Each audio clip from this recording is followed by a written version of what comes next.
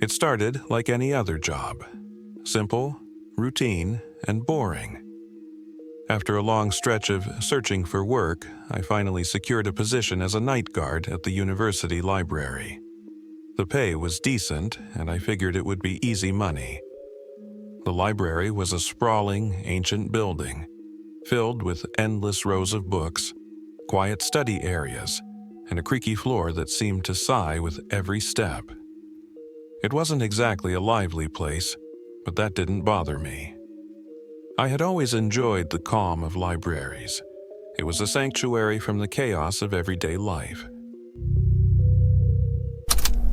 My excitement was palpable as I pulled into the vast parking lot, the sun dipping below the horizon. The library loomed ahead, its stone facade illuminated by flickering streetlights.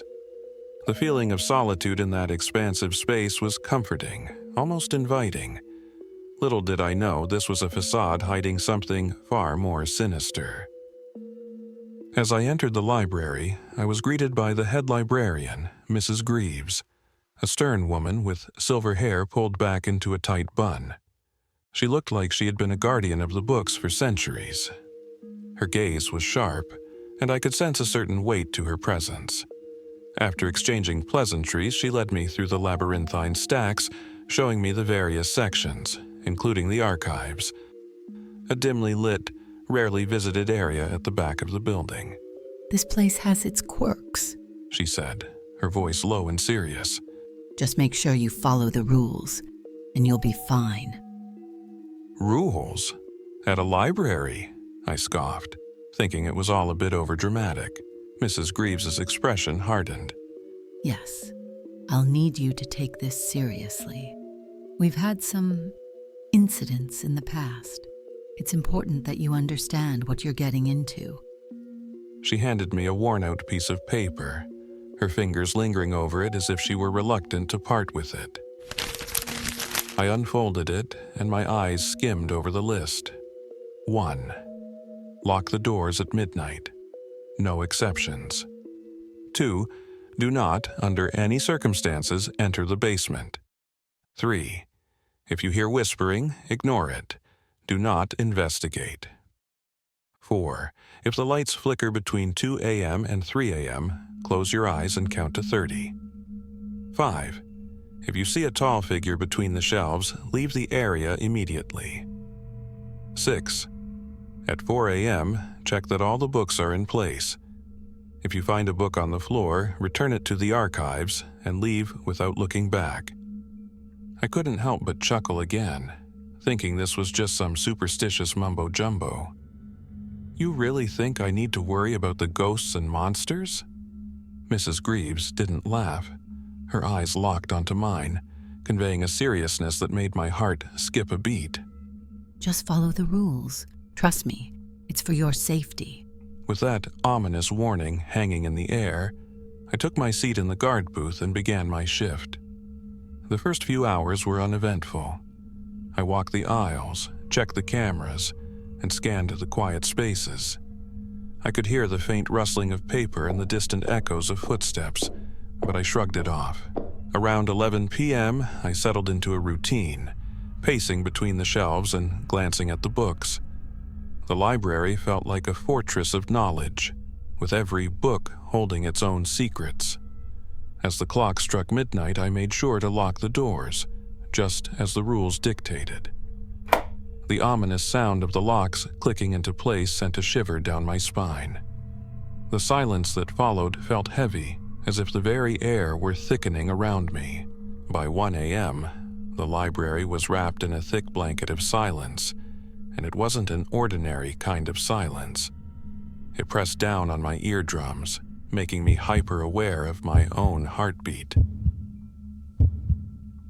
As I wandered between the towering bookshelves, the sounds of pages turning and soft whispers brushed against my ears.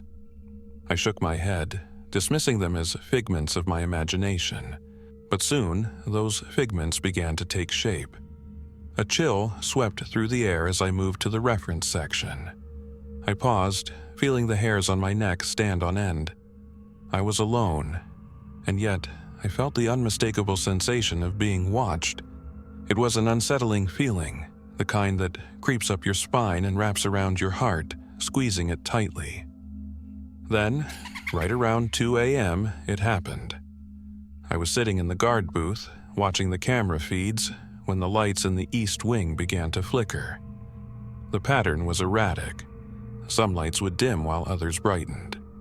I remembered the rule. If the lights flicker between 2 a.m. and 3 a.m., close your eyes and count to 30. With a shiver running down my spine, I hesitated. It could just be a power issue, but when the flickering intensified, I reluctantly shut my eyes tight and started counting. 1, 2, 3. As I counted, I heard it. A faint whispering, almost like breathing, just beyond the door. 15, 16, 17. The breathing grew louder, a steady rhythm that sent chills racing down my spine. My heart thudded in my chest, but I forced myself to keep counting. 30. I opened my eyes. The flickering had stopped, but the air was thick with tension, and the whispers had vanished, leaving an unsettling silence in their wake. I could feel my heart pounding as I dismissed the incident, but the whispers clung to the back of my mind like a haunting melody. Just as I was about to take another round, I noticed the time. 3:30 a.m. I steeled myself and decided to check the history section. The tall bookshelves loomed over me as I walked, casting long shadows that danced in the dim light. I heard a faint sound, something rustling as if a book had fallen. When I turned, I froze. There it was, a tall figure standing between the shelves. My blood ran cold, and instinctively I remembered the rule. If you see a tall figure between the shelves, leave the area immediately. With my heart racing, I backed away, taking slow, cautious steps. I glanced over my shoulder and the figure was gone. My mind raced. Was it just my imagination? The stress of the night was starting to take its toll on me. Finally, it was time for my last check of the night. As I wandered the aisles, I felt a growing sense of dread. I couldn't shake the feeling that I was being watched. When I reached the ancient literature section, I noticed something unsettling. A single book lay on the floor, open, its pages fluttering as if someone had just dropped it. I bent down to pick it up, my fingers trembling as I brushed against the aged paper. The title read, "The Forgotten Histories of the Dead." A chill crept up my spine as I realized it wasn't a title I recognized. I had never seen it on any of the shelves. I quickly shoved the book back into its place and moved toward the archives, a small locked room at the far back of the library. My heart raced as I shoved the book inside, remembering the last rule: return it to the archives and leave without looking back. As I turned to leave, I felt something cold brush against my neck, a sensation so icy it made me gasp. I spun around, but the room was empty. My mind raced with terror as I darted back to the guard booth, locking the door behind me. The next hour crawled by, every creak of the floorboards and whisper of the wind outside amplifying my anxiety. I glanced at the clock. It was nearly 5 a.m. I wanted nothing more than to finish my shift and escape the oppressive atmosphere of the library. But just as I thought I could relax, the lights flickered again. I could feel panic rising in my chest, but I forced myself to follow the rule. Close your eyes and count to 30. This time, when I opened my eyes, I felt a presence behind me. The air was heavy with anticipation, and I knew I wasn't alone. Shadows danced along the walls, and for a moment, I thought I saw the tall figure lurking at the edge of my vision. But when I turned, nothing was there. I spent the last minutes of my shift in a state of heightened alertness. The clock ticked closer to 6 a.m., and I couldn't shake the feeling of being watched. Finally, as dawn broke and light flooded through the windows, I rushed to the exit, desperate to leave the oppressive gloom of the library behind. I stepped outside, breathing in the fresh morning air, grateful to have survived the night.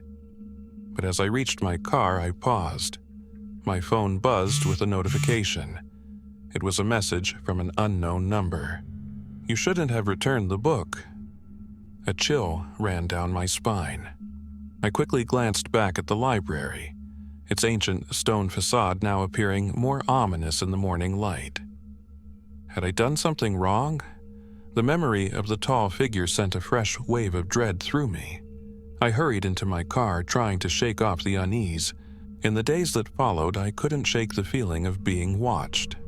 The library was now part of my routine, but each night I felt the weight of the rules pressing down on me. I found myself second-guessing every sound, every flicker of light. I couldn't help but wonder about the whispers, the tall figure, and that mysterious book. After a week of uneventful shifts, I decided to dig deeper into the library's history. I asked Mrs. Greaves about the book and the strange occurrences. Her demeanor shifted instantly, her eyes narrowing as she regarded me with concern. Some things are better left alone. The library holds secrets that can be dangerous. You must be careful about what you seek. I brushed off her warnings, fueled by a mix of curiosity and bravado. I couldn't help but want to know more. That night, after everyone had left, I decided to investigate the archives myself. Armed with a flashlight, I crept through the dimly lit aisles, my heart pounding with anticipation. The air was thick and musty, filled with the scent of old paper and dust. As I reached the back of the library, I noticed the door to the archives slightly ajar. It felt wrong, almost as if it was beckoning me inside. I pushed the door open and stepped into the room, the beam of my flashlight illuminating the rows of ancient tomes. My breath caught in my throat as I spotted the book, the one I had returned. It lay on the table, open, its pages flipping gently as though a breeze had stirred them. I approached cautiously, feeling the weight of the air around me. The words on the pages began to shift and change, forming sentences that twisted my gut in fear. They spoke of lost souls, curses, and the terrible price of knowledge. I backed away, heart racing, but the door slammed shut behind me, trapping me inside. Panic surged through me. I banged on the door, yelling for help, but my voice echoed back, swallowed by the darkness. The whispers returned, louder this time, filling the room with an eerie cacophony. They were all around me, swirling like a storm. I stumbled back, my flashlight flickering as I pressed against the cold stone wall. Suddenly, I felt a presence. A cold shadow looming just behind me. I turned slowly, and there it was. The tall figure, a silhouette draped in darkness, its eyes glowing like embers. I couldn't breathe as it reached out a hand, fingers elongated and twisted. The room felt smaller, suffocating as it approached. In that moment, I remembered the rules. If you see a tall figure between the shelves, leave the area immediately. But there was no escape. I was trapped, frozen in fear. Just when I thought I would succumb to despair, I recalled the other rule. If you hear whispering, ignore it. Do not investigate. I shut my eyes, repeating the words in my head like a mantra. I counted silently, hoping against hope that I would wake from this nightmare. When I opened my eyes, I was back in the guard booth, the clock reading 6 a.m. I was drenched in sweat, the echoes of the whispers still ringing in my ears. Had it all been a dream? I glanced at my hands, shaking uncontrollably. But deep down, I knew it wasn't over. The following night, I returned to my shift, determination etched on my face. I couldn't let the fear control me. I would confront whatever lurked in that library, and I would uncover the truth. As I walked through the doors, the familiar sense of unease washed over me, but I steeled myself against it. I completed my rounds, every creak of the floorboards amplifying my resolve. As the clock struck 2 a.m., I braced myself for the flickering lights, knowing the rules would guide me. This time, when the lights began to flicker, I closed my eyes and counted, but I remained alert, ready to confront whatever awaited me. When the lights stopped flickering, I opened my eyes and took a deep breath. I wasn't going to let fear take hold again. I stepped into the aisles, searching for the tall figure, determined to face it head-on. But this time, as I moved through the shadows, I found myself drawn to the history section. I was convinced that whatever was haunting the library was tied to those books, the forgotten stories that held unimaginable power. I approached the shelf, my fingers brushing against the spines, when I felt it again, a presence lurking just beyond my line of sight. I turned, but the figure was gone. I wasn't afraid this time. I called out, "Show yourself." My voice echoed, cutting through the stillness, and then I saw it. The tall figure emerging from the shadows. It wasn't menacing, but it held a sense of profound sadness. Its features were indistinct, but I could feel its longing, a connection to the library itself. "Why do you haunt this place?" I asked, my voice trembling. The figure raised its hand, pointing toward the archives. I felt a rush of understanding, a warning, perhaps. I took a step back, remembering the rule about returning the book to the archives. Was it trying to protect me? Suddenly, the lights flickered once more, and the whispers grew louder, swirling around me like a storm. I realized I had to act quickly. I sprinted toward the archives, my heart pounding as I felt the presence of the figure behind me. As I reached the door, I flung it open and rushed inside. I spotted the book lying open on the table, the pages fluttering as if in a frenzy. I grabbed it, determined to return it to its rightful place. But as I did, I felt a cold wind sweep through the room, and the whispers crescendoed into a deafening roar. I clutched the book tightly, feeling the weight of its secrets. I had to make a choice, return it or uncover its mysteries. With one last glance back at the tall figure, I made my decision. I returned the book to the shelf and slammed the door shut behind me, forcing myself to breathe deeply. The whispers faded, and for the first time, I felt a sense of calm wash over me. I realized I had faced my fears, and in doing so, I had set the library free. As dawn broke and light flooded through the windows, I stepped outside, breathing in the fresh morning air, grateful to have survived the night. But as I reached my car, I paused. My phone buzzed with a notification. It was a message from an unknown number. "You did well, but this is only the beginning." A chill ran down my spine as I glanced back at the library, its ancient stone facade now appearing more ominous in the morning light. I had escaped, but I knew this was not the end. Whatever lay within those walls was far from finished. The library held secrets that would haunt me. If you enjoyed this story, as long as I carried please like and subscribe for more creepy tales. Share your thoughts in the comments, and if you want me to narrate any story, please let me know. Thank you for listening.